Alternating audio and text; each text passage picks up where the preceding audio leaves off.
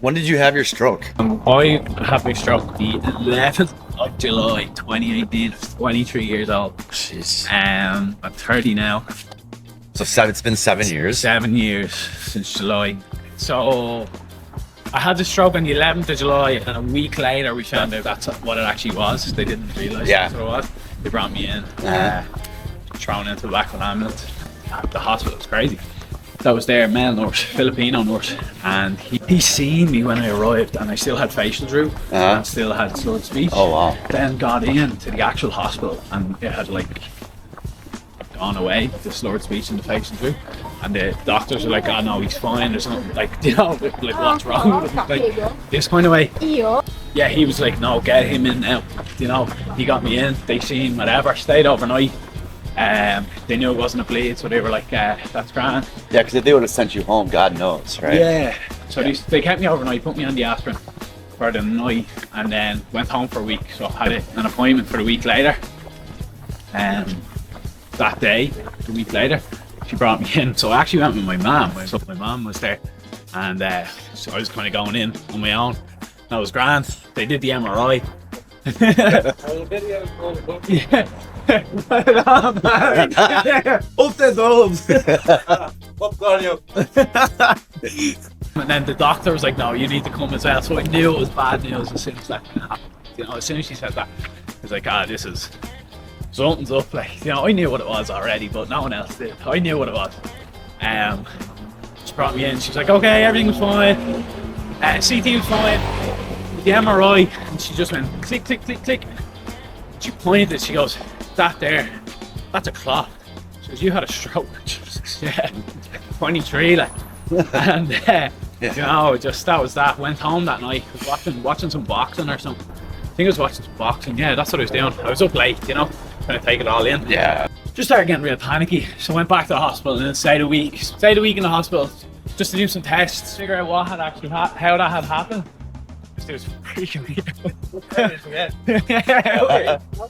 out. Yeah, you're in. How is getting that? Where are you from? I'm from Wicklow. Oh, are you? What part of Wicklow? From Hollywood. Hollywood, right. We're Hollywood. I lived in Greystones. I used to live in Greystones years ago. What's your name? You're going to be famous. Jeez, it's Stu and Geary. Nice to meet you. Aaron. Yes, cheers, brother. Well, yeah, and then while I was in hospital, I was like, right, like I was doing MMA at the time, I was beating people up and that, like, doing pretty well, beating people up, and then obviously that happened. So what actually happened was I had an embolism, so it doesn't happen to like 99.9% of the quarter of the population, and then that's what happened. So it was from leg kicks. It's getting kicked in the leg, and then the clot started in the leg, trapped to the brain. They're so fit. Okay. So that's definitely different. So the clot went to the brain though, right? Yeah, so they put me into the stroke ward in Lady Lourdes Hospital, Drogheda. Like, there was people texting me and they're like I was convinced. I was like, no, I'm never going to be able to train ever again. That's me done. I'll probably like be dead in a couple of years because I'll be fucking like not able to move and whatever. Right, so a couple of people, the guy I was actually supposed to fight MMA like a couple of weeks later. The guy I was supposed to fight was from the same town as me. And he messaged me, he was like, dude, look, go and train jiu-jitsu. So I was still a white belt at the time. And got into it. Then another guy, he had rang me, he was saying, look, just get into the jiu-jitsu. I was having none of it really. So I was like, right, you know what, I'm gonna fucking look this up. Started Googling it. And the one man who was coming up was Chris. So I've been getting a lot of messages lately from similars, and everybody always wants to know the same question is, you know, am I going to be able to get back on the mat to train? Because they're all sitting in the hospital just like you, thinking to themselves, this is the end of the busted up here, and that's how you feel. Like, you feel like you're fucking done. You're just busted. Like I remember leaving and going and train, and I remember going. I'm not even rolling, like just drilling. Really? Being like, this is so hard. Like, you know, like not even being like just drilling, but being like beat up. Yeah.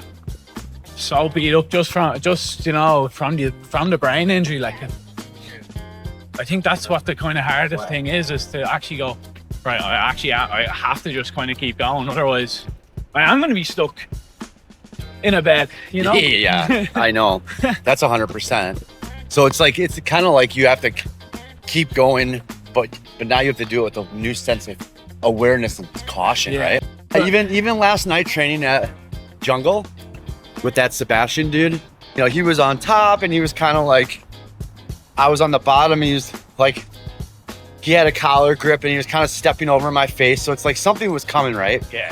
And I just tapped him right away. And I'm like, yo, I'm good. I'm like, I got to tap on here. He goes, oh, are you okay? I'm like, no, I'm good. I'm like, I just have a stent in my carotid artery.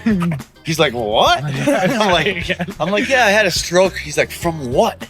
I'm like, from getting tapped too many times and being strangled. He goes, whoa. And then we started talking about it. Yeah. And he's like telling me he's like, oh man, I've been training for, 17 years. He's like, I can't tell you how many times I've gone almost out. He's like, I didn't even think this was a thing. I'm like, I don't think anybody does. No, until you fucking hear happens. about it, like, yeah. Until you hear about it and you go, okay, that's fucking strange. Like, Yeah. and that's what he said. Like one of the guys, he kind of joked, like my coach is like joking. He's like, like Aaron's gonna have another stroke here, you know. So, but I'm like, I just tap. I'm like, I'm not fucking around with this. That's what I said. Getting out of it, it's like, I'm not fucking around. Yeah, you can't. You just, And I don't think there's anything wrong with it because really, at the end of the day, it's supposed to be a sport anyway, right? yeah. Like when we're training at your buddies, or I know. if you're going into like a new place, they're potential buddies, you know, that kind of way. Yeah. So like, no, it's very rare someone is trying to be an asshole. Yeah. So I think it's just keeping it safe for yourself. And like, when I was starting off, when I like when this first happened, like I was still a white belt. Now I don't tell many people, like I'll tell the coach, so the coach knows. Yeah. Like otherwise, it's up to me, and it is your own responsibility It is. to look after yourself. Like, Yeah. you know, and it's the same for anyone. Like whether you're going to tap to an armbar or you're going to tap to a footlock. Like, you don't tap to an armbar, you're getting your arm broke. You don't tap to a footlock, you're getting your foot broke. Fair enough. So why wouldn't you tap to a choke? Yeah. Like they think chokes are safer and you should fight out of a choke and but don't fight out of knee bars and don't fight out of don't fight out of ankle locks, don't fight out of arm bars. Yeah. You know, we haven't actually spawned that far away from MMA. Like, Yeah, you know, right. like if you get what I'm saying. Like, Well, jiu-jitsu was created for MMA. MMA was created by jiu-jitsu. What's interesting about your comeback story is that, see, I tell people a lot of the white belts, like there's a lot of guys who just happen to early, yeah. guys and girls. Like, it's like, just like you know, early in their career. And I tell them, like, they say, I want to come back. And I say, you will come back, don't worry. Yeah. But I'm like, it's gonna be a little bit different. It's different. Yeah, so different. something I said, for me, it's gonna be a little bit easier because I do have control over, that spazzy white belt or that crazy blue belt. Yeah, like, it's true. like even even last night, like really good black belts took advantage of me. They got the better of me, but I was still able to, control my defense. So it's like, but as a white belt, like you really don't know defense. No. Like you don't have that feel. Like you don't really know, so it's like, how far you don't know your limits yet. But that's where I kind of was like, when I was a white belt, it was more like, you don't have any limits. You're stuck in triangle, you're tapping. Do you know what I mean? Don't even, like, and funny enough, my triangle defense is probably terrible as a brown belt. Yeah. Because, Me too. yeah, because I don't go my there. defense is just tap. Like, I probably became a little bit more, obviously you're going to become more durable, like, as you kind of advance. Yeah. Through belts and through experience, but like other things, I think things do take a hit, Yeah, they do take it. Yeah. but for what, like, like pick your poison, really, like, do you want to put yourself back in trouble, Yeah. which does happen, like, like it can always happen again. Or do you like that's it? Do you want to keep training? You know, so it's pick your poison. And that sounds really like, okay, like someone who's only recently had a stroke. That sounds really kind of I know. mean, like, but yeah, you kind of have to be a bit mean to yourself in the sense of like, look, it's like, I'm just gonna tap this. I'm not fighting this. And even in competitions where it's like, okay, yeah, like, and do you know what? Even when you're not in chokes, you've probably been there yourself. You know, when you're tired and you're doing some hard rounds and stuff. Yeah. And it's like, I really don't feel well. Like, I'm just actually going to fucking Take it off. Like, yeah, even in the middle of rolls, I've done it. Yeah. In the middle of rounds, I've said, Yeah. look, I don't feel well. Yeah. I'm going to sit out from now. I think it's fine. 3 minutes into the round. Yeah, of course it is. Yeah, fucking of course. There's another one too. Nilly Block. Okay. And she is a professional Muay Thai. Okay. Oh, God. Okay. And she stroked in jiu-jitsu class. Wow. She's a real high level fighter. She's not in the UFC yet, but she's Okay. probably. I mean, she there. probably could, yeah.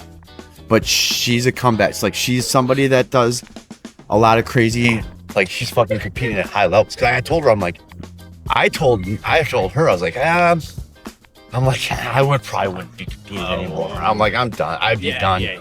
But she was, I'm like, you know, cause I told her what I told everybody. I said, if this is like, this isn't my life, like it is my life, right? Like jiu-jitsu is my life, but it's not something that, Like your kids mean more. yeah, I'm not, Stuff like that. I'm really not willing to die for sport. No. No, Wait, I'm not. I'm not a samurai. Oh. Fucking. Why would you? I told her, I'm like, yeah, I wouldn't, but she was one of those people. Is like, no, this is my calling, and she went back, Yeah. and she's been winning and doing really well. And then there's another gal that I filmed at Worlds 2 years ago, so she's going to be on the documentary too. And her name is Jennifer, and she's from Texas. Right. And she fucking had her skull cut open. She's competing again. So like a lot, and Josh Vera, he was one of the early stroke guys too.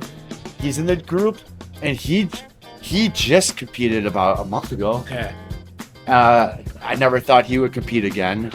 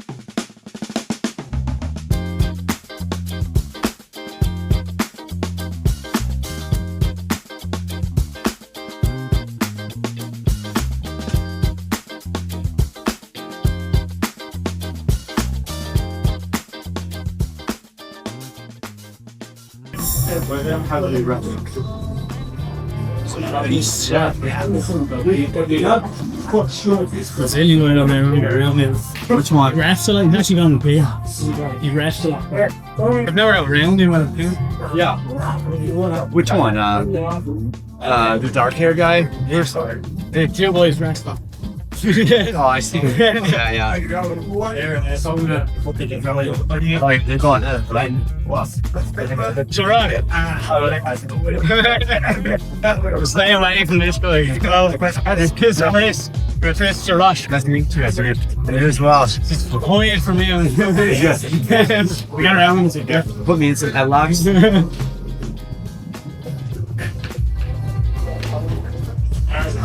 Oh yeah.